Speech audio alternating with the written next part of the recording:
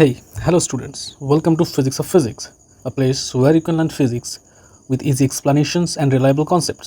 As all of you know, আমি এই চ্যানেলে তোমাদের physical science West Bengal board of secondary এডুকেশনের আন্ডারে ফিজিক্যাল সায়েন্সের সমস্ত টপিক কভার করি। তোমরা যারা West Bengal board of secondary এডুকেশনের আন্ডারে ইংলিশ ভার্সনে পড়াশোনা করছো, তাদের জন্য ফিজিক্যাল সায়েন্সের সব টপিক ইজি অ্যান্ড রিলায়েবল কনসেপ্টের সাথে আমি এই চ্যানেলে পোস্ট করি। So this is our continuous part of class 10 chapter number 5 light, and this is the part 4 of our video. We will discuss about the proof of r equals to 2f, যেটা খুবই important এক্সামের point of ভিউতে এবং বহুবারও এক্সামে এসছে। So খুব মনোযোগ সহকারে এই প্রুফটা আজকে আমরা পড়বো। So r equals to 2f, first we will prove it for concave mirror and then we will prove it for convex mirror. So শুরু করা যাক। So this one is our concave mirror. আমরা কনকেভ মিররের backward side থেকে এখানে polish করি। আমি পুরোটা পলিশ করছি না, আপ অ্যান্ড ডাউন সাইড থেকে পলিশ করে জাস্ট দেখাচ্ছি যে এটা ব্যাকওয়ার্ড ডিরেকশনকে বোঝাচ্ছে। পুরো পলিশ করলে খুব ঘেঞ্জি দেখাবে। And now will place a certain point that is known as radius of curvature C and exact, আচ্ছা পেনের কালিটা একটু আমাদের ডিপ করে নেওয়া বেটার।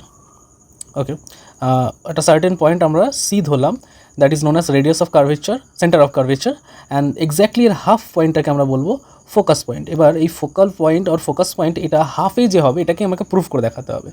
তো আমি একটা অবজেক্টকে নেব, অবজেক্টকে এখানে প্লেস করব। আরবিটারি যে কোনো জায়গায় একটা অবজেক্টকে প্লেস করলেই হয়। ধরে নাও যেখানে একটা অবজেক্টকে প্লেস করলাম আমি। তো অবজেক্টকে প্লেস করলে অবজেক্টের হেড থেকে, আমি আগের দিনও তোমাদের ইমেজ ফর্মেশনের সময় শিখিয়েছি, অবজেক্টের হেড থেকে একটা লাইট এরকম প্যারালাল প্রিন্সিপাল অ্যাক্সিসের সাথে প্যারালালি এমিট হবে। যে লাইটটা মিররে যেই রিফ্লেকশন হবে that will follow the path through the focus.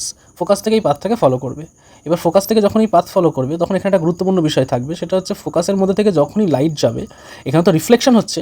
So reflection হলে অলওয়েজ এখানে একটা পারপেন্ডিকুলার ড্র করা হয়। তোমরা যেমন নর্মাল প্লেনে রিফ্লেকশন পড়েছিলে, this way the incident light and this is the reflected light. যখন ইনসিডেন্ট লাইট রিফ্লেক্টেড লাইট এরকম করে রিফ্লেকশন হয় তখন এখানে একটা ড্র করতে হয় পারপেন্ডিকুলার। সো আমরা এখানে অ্যাজ ইউজুয়াল পারপেন্ডিকুলার ড্র করবো। আর আমরা সবাই জানি যে যদি আমরা একটা স্ফেয়ার ড্র করি, স্ফেয়ারের সেন্টার থেকে যে লাইনটা যাবে সেটা হচ্ছে তোমার এই ট্যানজেন্টের সাথে পারপেন্ডিকুলার থাকে। তো এখানে সেই একই জিনিস হবে। তার মানে যেখানে যে পারপেন্ডিকুলারটাকে আমি ড্র করবো সেটা সেন্টার থেকে পারপেন্ডিকুলারটা, আমি আগে একটা লাইন ড্র করি, পরে এটাকে মুছে নেওয়া যাবে। ওকে, এটাকে একটা লাইন ড্র করি। হ্যাঁ, এবার এটাকে আমি ডটেড লাইন ড্র করছি কারণ নাহলে বুঝতে অসুবিধা হবে। এটা বেসিক্যালি আমার পারপেন্ডিকুলারটা।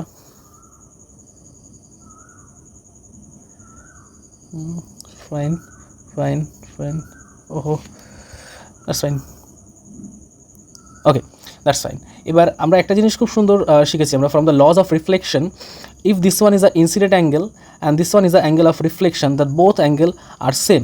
Incident angle and reflected angle দুটোই সেম হয়। আমরা একটা নাম দিই, this one is P, Q, F, this point is R, and this is C. So accord from the laws of reflection,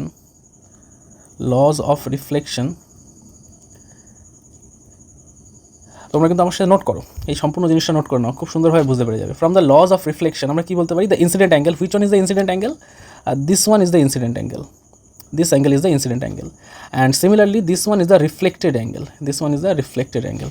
So incident angle is PQC and it is exactly equals to the reflected angle, that is FQC, and I assume that it is theta. এই যে দুটো angle, এদের তো একটা value আছে, সেই ভ্যালুটা কত হবে আমার সেটা জানা নেই। সো আমি এই ভ্যালুটাকে অ্যাজিউম করে নিচ্ছি, দ্যাট ইজ থিটা। রাবার দিয়ে লিখছি থিটা, এটাকে আমি অ্যাজিউম করছি, লেট লিখে রাখছি তাহলে। Okay, now I just put the value of theta here and here. Okay, এখানে একটা জিনিস খুব পরিষ্কার, that is the straight line P Q and the straight line CF. আমি সিএফটাকে আরেকটু এনলার্জ করছি, লাইক এই পয়েন্টটাকে বলা হয় ও পোল পর্যন্ত এক্সটেন্ড করে আমি এটাকে দেখাচ্ছি যে P Q is exactly parallel with the CO. তাহলে দুটো লাইন যখন এরকম প্যারালাল আর তাদের মাঝখানে একটা ইন্টারসেক্টর রয়েছে, দ্যাট ইজ সি কিউ, একটা ট্রান্সভার্স লাইন বলা হয়। যদি এরকমভাবে ট্রান্সভার্স লাইন থাকে তাহলে এখানে একটা জেডের মতো তৈরি হচ্ছে। জেড, তোমরা সবাই জানো জেড তৈরি হলে জেডের এই দুটো অ্যাঙ্গেলকে বলা হয় alternative angle. So from this theory of mathematics আমরা বলতে পারি this angle is exactly equals with the this angle, as because this P Q and CO are the parallel lines and C Q is the transverse. বোঝা গেছে বিষয়টা? এই দুটো আমরা আগেও শিখেছি, দুটো প্যারালাল লাইনকে যদি কোনো ট্রান্সভার্স লাইন এরকম করে কাট করে তাহলে এই অ্যাঙ্গেলটার রেসপেক্টে এই অ্যাঙ্গেলটাকে বলা হবে অল্টারনেটিভ অ্যাঙ্গেল।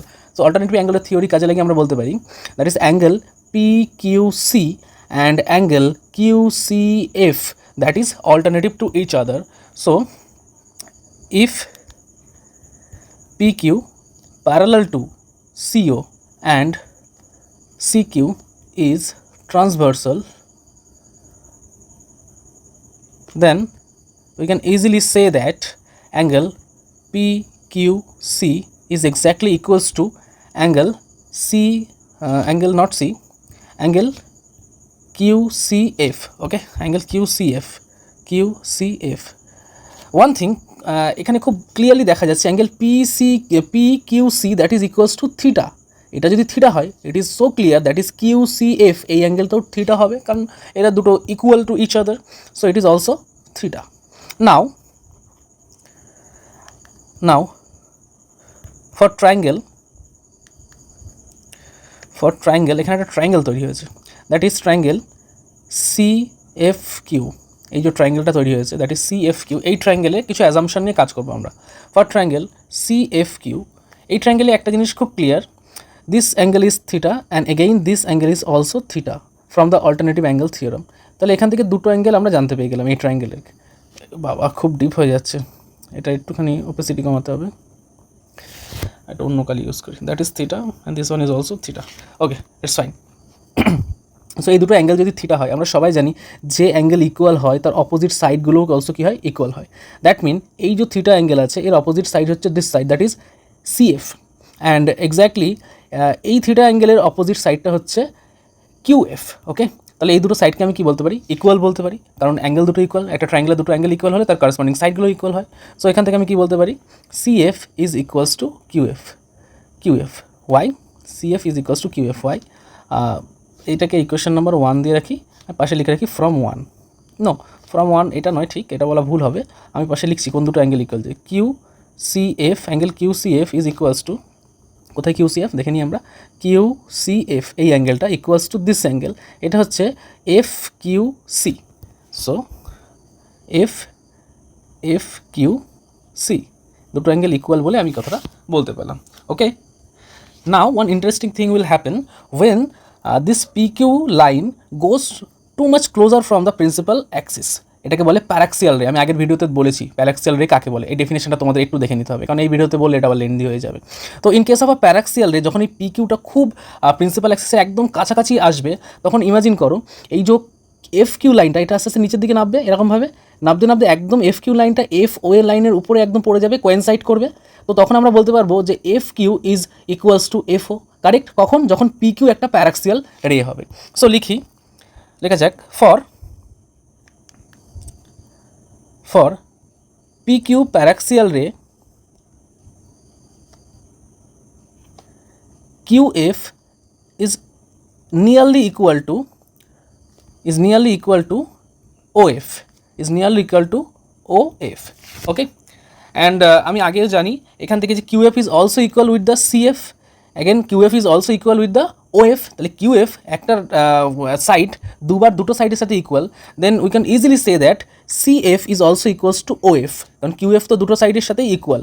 তাহলে বলা যেতে পারে CF is equals to OF। CF কোথায় দেখে নিই একবার, that is CF is equals to OF। ওকে, লিখে ফেলা যাক। সো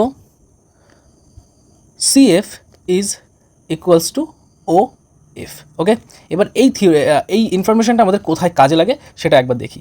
যখনই CF ইকুয়ালস টু OF হয়ে যাচ্ছে, একটা জিনিস লক্ষ্য করো, from O to C this is known as radius of curvature which is denoted in small r। সো আমি লিখি রেডিয়াস অফ